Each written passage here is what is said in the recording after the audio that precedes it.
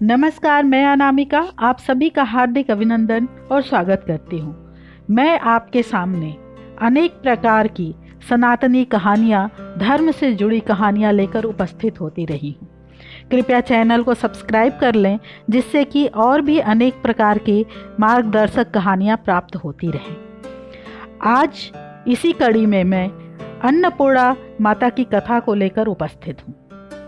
कलयुग में माता अन्नपूर्णा की नगरी काशी को मानते हैं। काशी अर्थात आज की वाराणसी नगरी, और संपूर्ण जगत उनके नियंत्रण में है। बाबा विश्वनाथ की नगरी काशी माता अन्नपूर्णा के आधिपत्य में आने की बड़ी कथा है, और यह बहुत ही रोचक कथा है।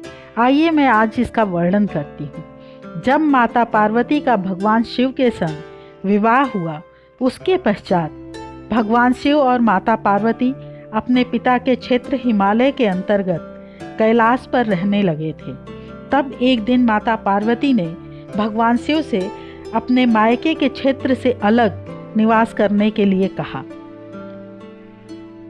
उन्होंने कहा कि आप हमारे पिता के आधिपत्य क्षेत्र कैलाश से हटकर कहीं अपनी नगरी अर्थात भगवान शिव की नगरी काशी में रहें। उनकी इस इच्छा को सुनकर महादेव उन्हें साथ लेकर अपनी नगरी काशी आ गए। काशी उस समय केवल एक महाशमशान नगरी थी। माता पार्वती भी अन्य गृहिणियों की तरह सामान्य गृहिणी स्त्री थी। वह अपने आप को ऐसा ही समझती थी। अपने घर का शमशान होना उन्हें अच्छा नहीं लगा।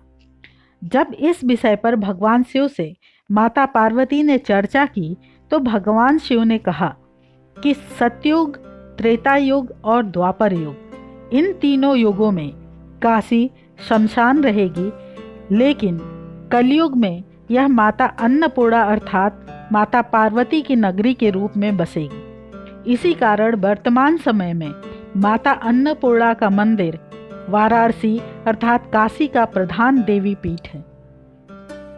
स्कंद पुराण के काशी खंड में लिखा है कि भगवान विश्वेश्वर गृहस्थ हैं और भवानी उनकी गृहस्थी को चलाती हैं। अतः ये कहा जाता है कि काशी व वासियों की योगक्षेम का भार माता अन्नपूर्णा पर है। ब्रह्म वैवर्त पुराण में काशी रहस्य के अनुसार भवानी ही माता अन्नपूर्णा है। जनमानस आज भी माता अन्नपूर्णा को ही भवानी मानता है।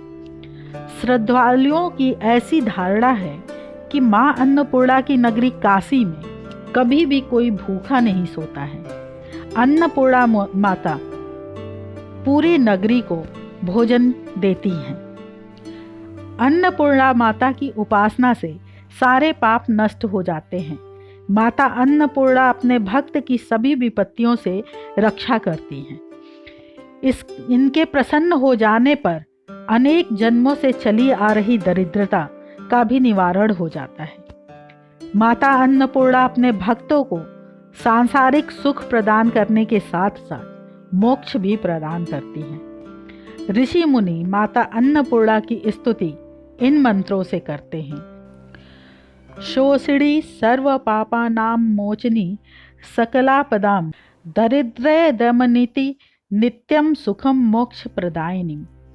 माता अन्नपूर्णा का व्रत अगहन मास के शुक्ल पक्ष के पहले दिन से शुरू होता है और 21 दिनों तक माता अन्नपूर्णा की पूजा की जाती है, जिससे जीवन में अन्न, धन और सभी सुख समृद्धि प्राप्त होते हैं। इस व्रत में सुबह नहा धोकर माता अन्नपूर्णा के सामने घी का दीपक जलाया जाता है और माता अन्नपूर्णा की कथा किसी को सुनानी होती है। अगर कोई नहीं मिले तो एलोवेरा अर्थात घृत कुमारी के पौधों को सामने रखकर कथा कहना होता है और माता को भोग लगाया जाता है। 2 दिया सुबह और शाम दोनों वक्त जलाया जाता है। व्रत यदि संभव हो तो 21 दिन रखना होता है, और यदि संभव न हो तो पहले और आखिरी दिन व्रत किया जाता है। और माता अन्नपूर्णा की आरती सुबह शाम दोनों वक्त किया जाता है। माता अन्नपूर्णा की कृपा पूर्ण रूप से प्राप्त होती है, जिससे कि भक्त के जीवन में हमेशा प्रसन्नता और खुशहाली आती है। दिया जलाते समय ये जो कथा पहले मैंने कह सुनाई, इसे कहा जाता है और हाथों में पुष्प लेकर माता के चरणों में चढ़ाया जाता है। यह व्रत महिलाओं द्वारा विशेष रूप से किया जाता है। भक्तगण भक्ति भाव के साथ माता अन्नपूर्णा का पूजन करते हैं। 21 दिनों के व्रत के समापन पर हवन से पूर्णाहुति दी जाती है। पूजन में विशेष रूप से सुहाग की वस्तुओं का अर्पण किया जाता है। प्रतिवर्ष व्रत की शुरुआत अगहन मास की पंचमी तिथि से होती है, जिसमें प्रतिदिन व्रतधारी अन्नपूर्णा माता का पूजन कर कथा सुनते हैं। समापन के दिन अन्नपूर्णा माता को विधिवत पकवानों का भोग लगाया जाता है। महिलाएं पूजा अर्चना के पश्चात भक्ति भाव के गीत गाती हैं और उत्सव मनाती हैं। इस प्रकार आपने देखा कि माता अन्नपूर्णा की पूजा से हमें दुख दरिद्र से मुक्ति मिलती है। इसी के साथ मैं अपनी वाणी को विराम देती हूँ। जय सनातन, जय भारत, धर्मो रक्षति रक्षितः।